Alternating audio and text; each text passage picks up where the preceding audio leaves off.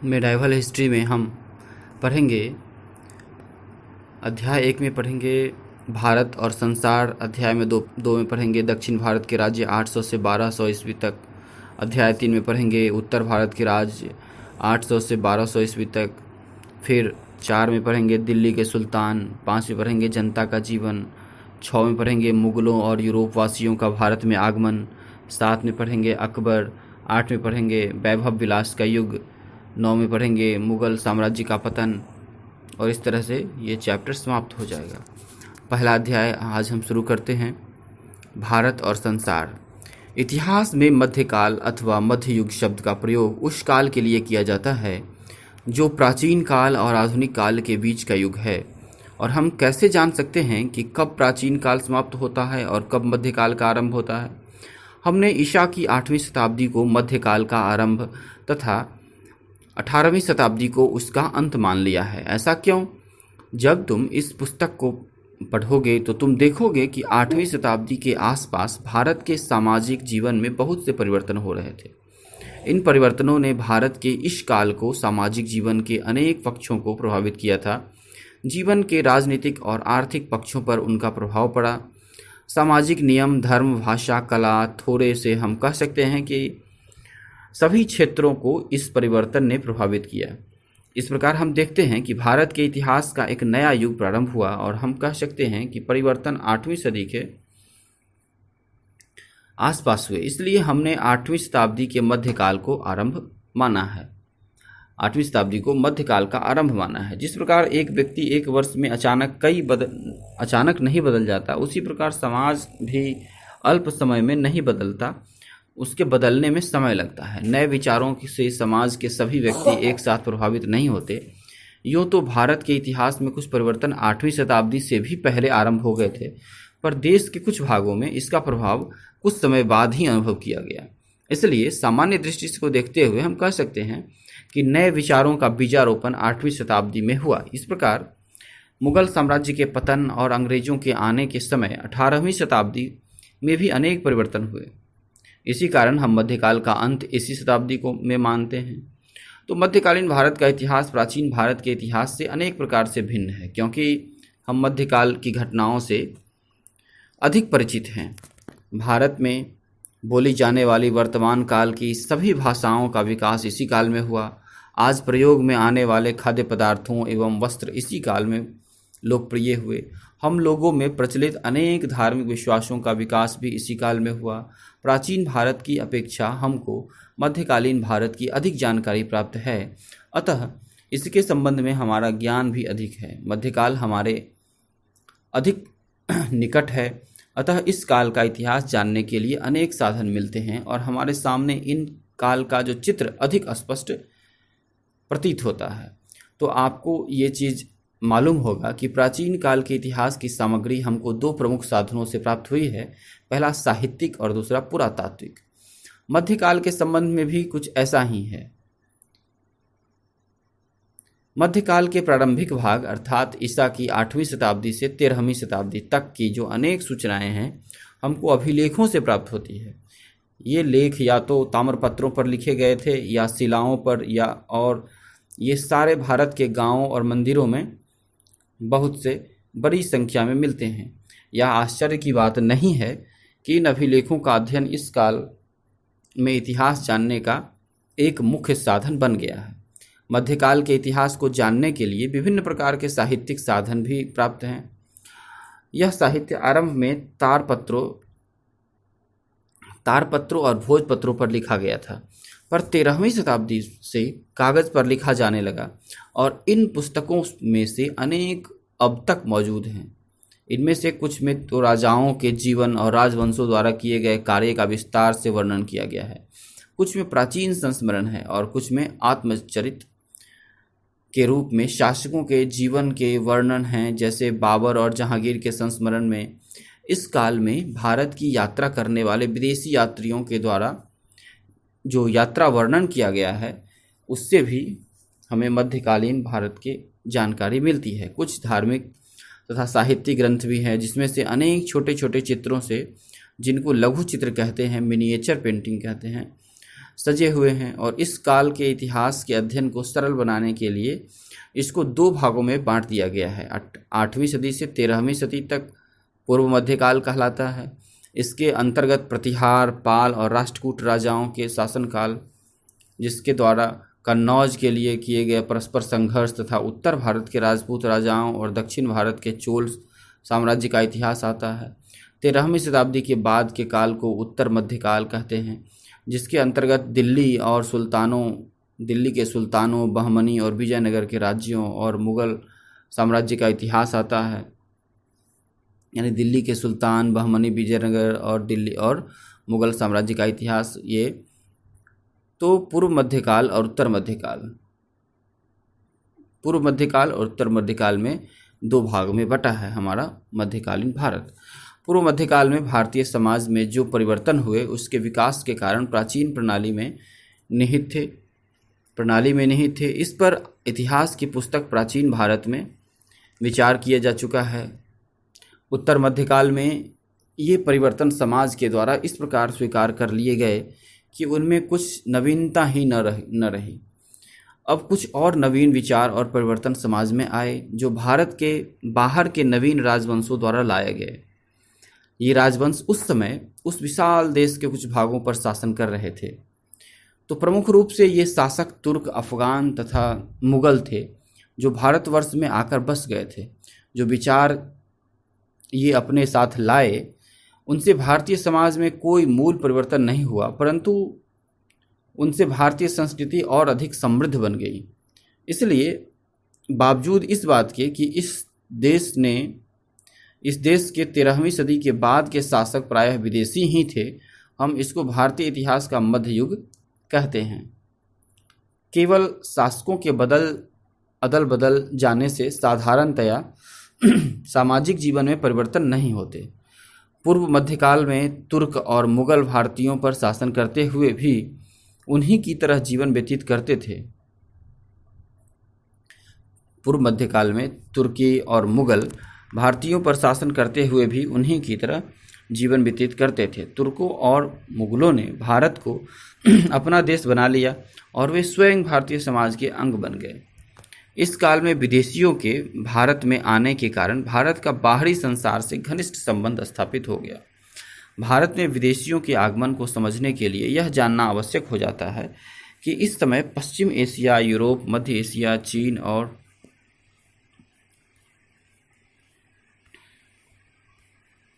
दक्षिण पूर्व एशिया में किस प्रकार की घटनाएं हो रही थी।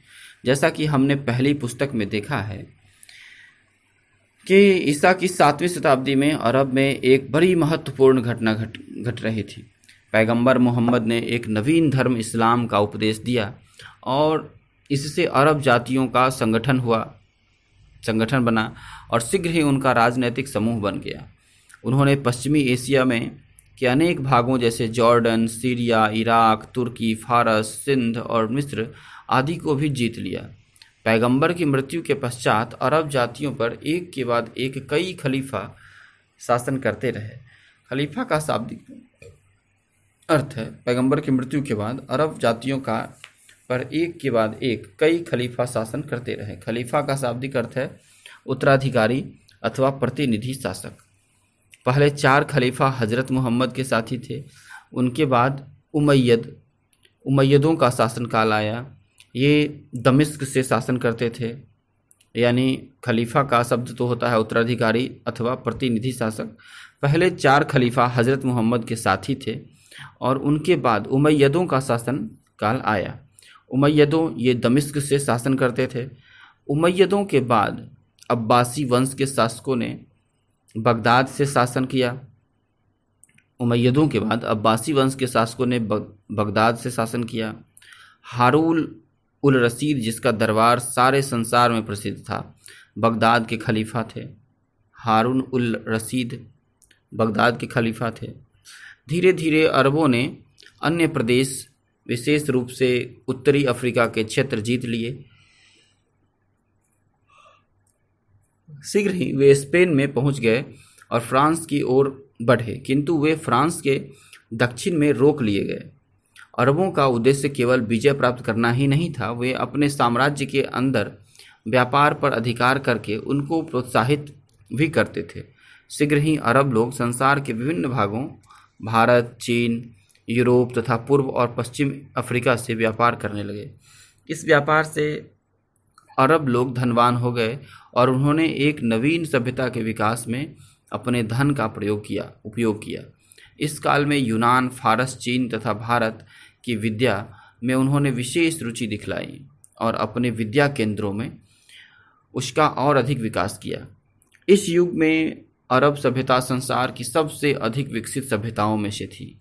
इस समृद्धि और सांस्कृतिक विकास के बीच अरब निवासियों को दो दलों से युद्ध करने की कठिनाइयों का सामना करना पड़ा। पहला समूह था यूरोप निवासियों का और दूसरा था मंगोलों का। रोमन साम्राज्य के पतन के साथ यूरोप की शक्ति का ह्रास हो चुका था। रोम के ऊपर हुण उसी जाति की एक शाखा है, हुण, जिसने गुप्त साम्राज्य पर भी आक्रमण किया था। तो रोम के ऊपर हुण, गाथ, वेडल्स आदि जातियों के लगातार आक्रमण होते रहे और सन 500 ईस्वी के लगभग रोमन साम्राज्य का अंत हो गया। इसके परिणाम स्वरूप यूरोप को बड़ी हानि हुई। 5वीं से लेकर 11वीं सदी का जो समय था वह यूरोप के इतिहास का भयंकर अंधकार का काल यानी अंधकार काल कहा जाता है। 5वीं से लेकर 11वीं सदी का समय, और लगातार युद्धों के कारण यूरोप में राजनैतिक सुरक्षा नहीं थी, नियम और कानून की कोई व्यवस्था नहीं थी और विशेष रूप से किसानों का कभी कभी अनाज भी लूट लिया जाता था। व्यापार की अवनति हुई, जिसके परिणाम स्वरूप यूरोप के बड़े बड़े नगरों का भी पतन हो गया। ज्ञान का तो महत्व बहुत घट गया, क्योंकि साधारण व्यक्तियों को शिक्षा प्राप्त करने की सुविधा नहीं रही। ज्ञानार्जन केवल धार्मिक केंद्रों, मठों और गिरजाघरों तक सीमित रह गया। इस काल में जिस सांस्कृतिक जीवन का विकास हुआ वह केवल ईसाई धर्म से संबंधित था।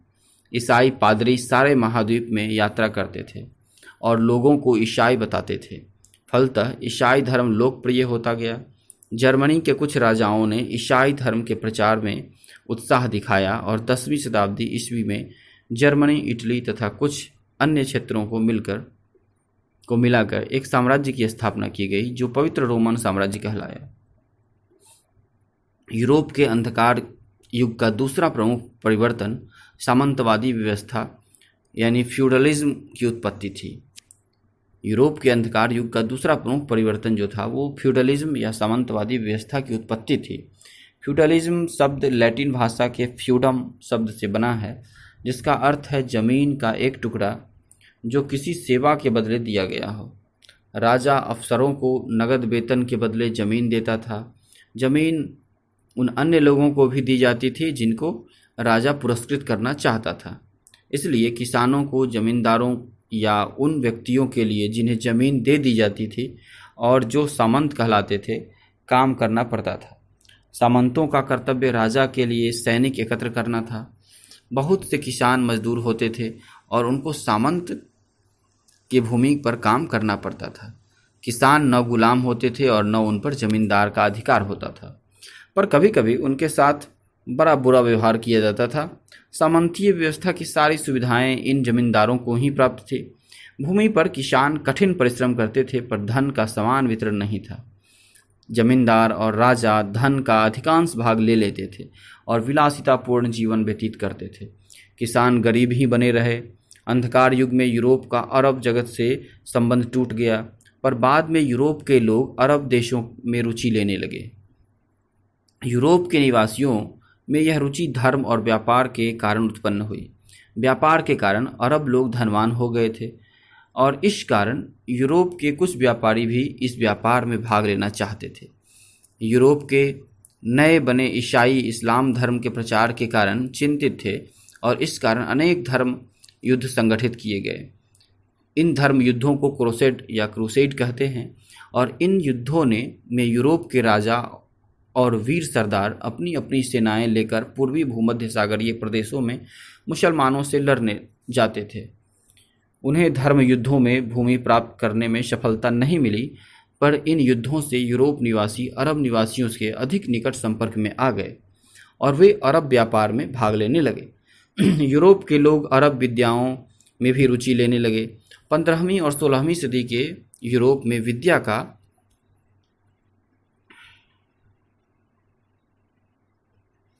विकास करने में अरब निवासियों के ज्ञान का महत्वपूर्ण हाथ है। 9वीं शताब्दी में अब्बासी खलीफाओं की शक्ति घट गई। उनका राज्य क्षेत्र जो प्रांतों में विभाजित था उनके नियंत्रण में न रहा और सभी प्रांत स्वतंत्र हो गए। उन प्रांतों में गजनी और गौर के प्रांत भी थे। तो सल्जक तुर्क जो मध्य एशिया के शक्तिशाली थे, तुर्क जो मध्य एशिया में शक्तिशाली थे, पश्चिम की ओर बढ़े और उन्होंने उनमें से कुछ प्रांतों पर अपना शासन स्थापित कर लिया।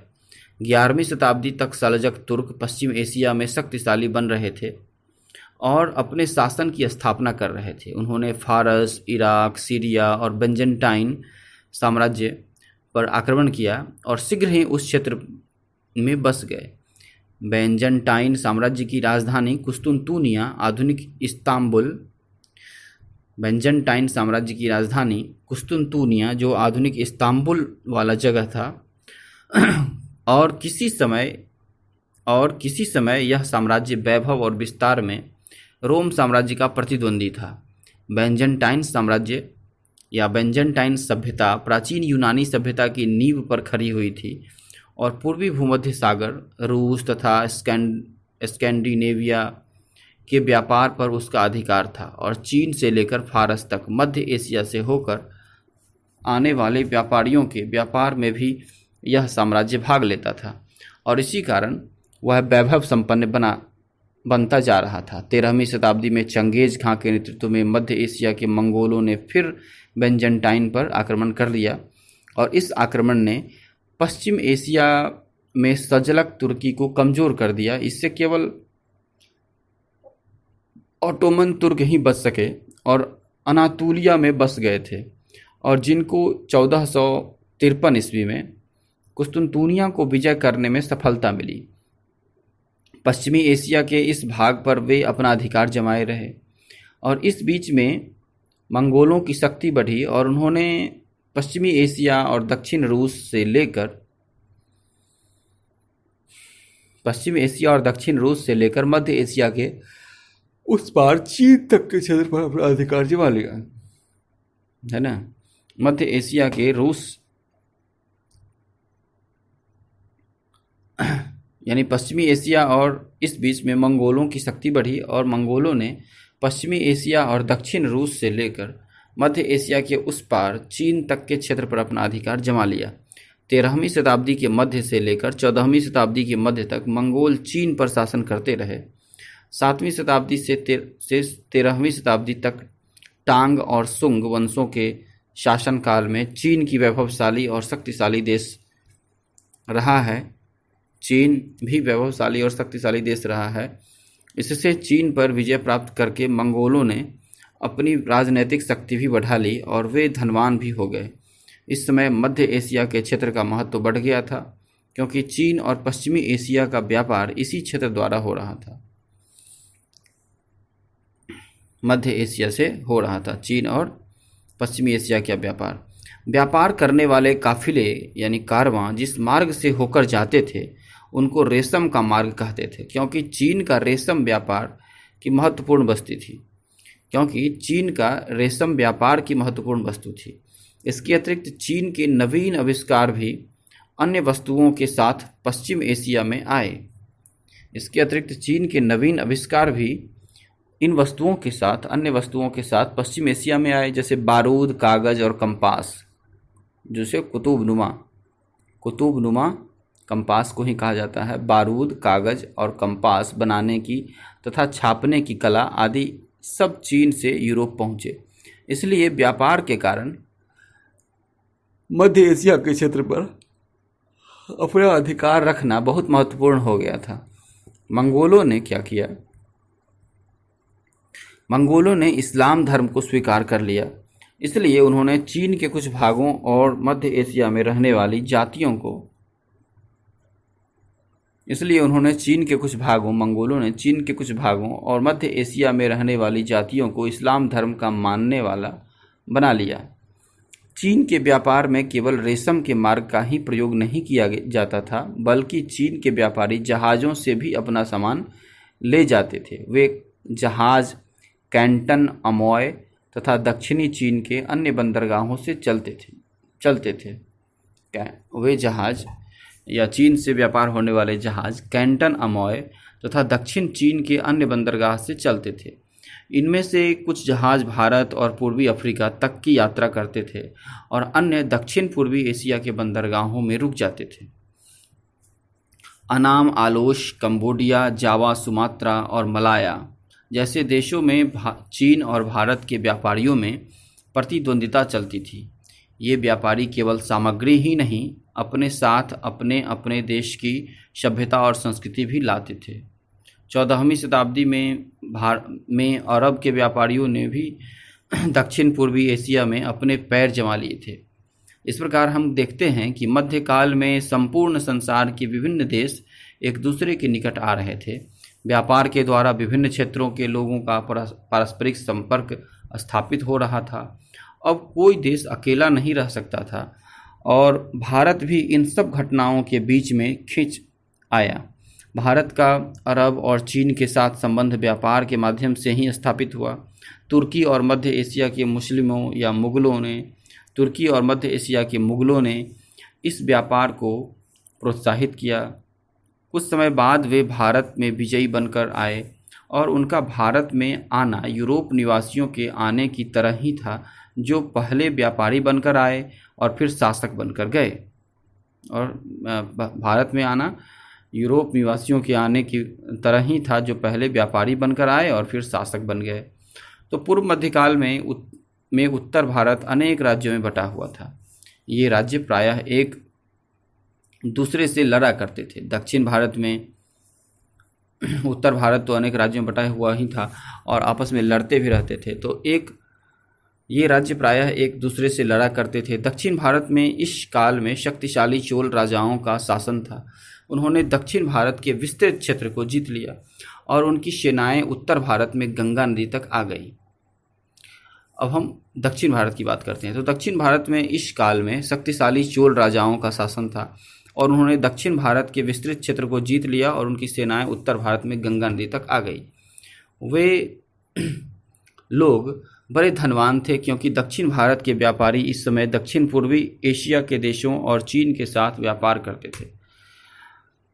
उनका धन बहुत बड़ी मात्रा में उन सुंदर मंदिरों के निर्माण करने में व्यय होता था, जो ज्ञानार्जन के केंद्र भी थे। और इस समय वहाँ ऐसे विचारक और दार्शनिक विद्यमान थे, जिनकी शिक्षा और उपदेशों ने संपूर्ण भारतीय विचारधारा को प्रभावित किया। दक्षिण भारत में ही मध्यकाल में भारतीय सभ्यता और संस्कृति और भी अधिक संपन्न होकर विकसित हुई। कुछ इसमें जो इम्पोर्टेंट वर्ड्स हैं उस पर हम चर्चा कर लेते हैं। क्रूसेड या धर्म युद्ध 11वीं और 14वीं सदी के बीच में पवित्र भूमि विशेषकर से जेरूसलम को इस्लाम धर्म मानने वालों से पुनः प्राप्त करने के लिए यूरोप के ईसाइयों द्वारा किए गए युद्ध को धर्म युद्ध या क्रूसेड कहते हैं। फिर से सुन लीजिए। 11वीं और 14वीं सदी के बीच में पवित्र भूमि, विशेष करके जेरूसलम को पवित्र भूमि कहा जाता है, को इस्लाम धर्म मानने वालों से पुनः प्राप्त करने के लिए यूरोप के ईसाइयों द्वारा किए गए युद्ध को धर्म युद्ध कहते हैं। अंधकार युग पश्चिम यूरोप के इतिहास में इस युग को कहते हैं।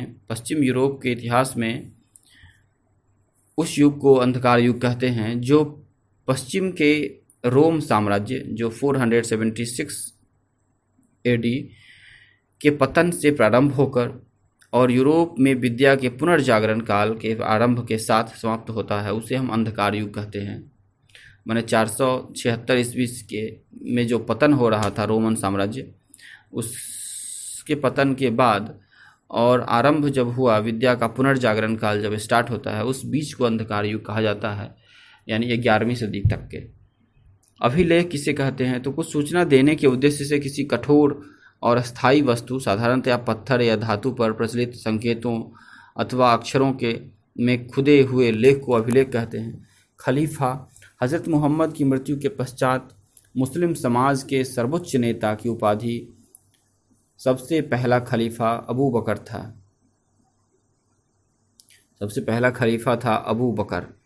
सामंतवाद फ्यूडलिज्म नवीं सदी के आरंभ में के मध्य में पश्चिमी यूरोप में विकसित होने वाली एक राजनीतिक और सामाजिक व्यवस्था जिसका पतन 13वीं शताब्दी में हो गया, सामंतवाद या फ्यूडलिज्म कहते हैं। नवीं शताब्दी के मध्य में पश्चिम यूरोप में विकसित होने वाली एक राजनीतिक और सामाजिक व्यवस्था जिसका पतन 13वीं शताब्दी में हो गया, फ्यूडलिज्म कहते हैं। इसमें कुछ आपको रिक्त स्थानों को भरने के लिए कहा गया है। मुगल साम्राज्य के पतन और अंग्रेजों के आगमन के साथ कौन सी शताब्दी में देश में अनेक परिवर्तन हुए? 8वीं, 10वीं और 18वीं होना चाहिए। अंधकार युग में डैश में होने वाला दूसरा महत्वपूर्ण परिवर्तन सामंतवादी व्यवस्था का विकास था। अफ्रीका, एशिया, भारत या यूरोप में होने वाला परिवर्तन सामंतवादी व्यवस्था का विकास था। सही है। डैश उस बैजेंटाइन साम्राज्य की राजधानी थी जो किसी समय डैश का प्रतिद्वंदी था, कुस्तुनतुनिया सही होगा।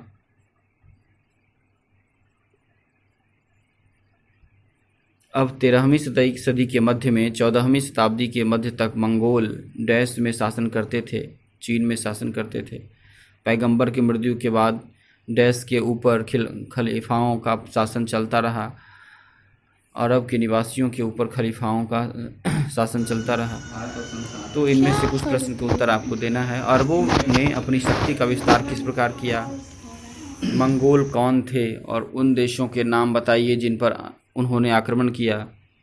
ईसा की 5वीं से लेकर 11वीं सदी तक का काल यूरोप के इतिहास का अंधकार युग क्यों कहा जाता है? भारतवासियों का संपर्क अरब और चीन के निवासियों के साथ किस प्रकार स्थापित हुआ?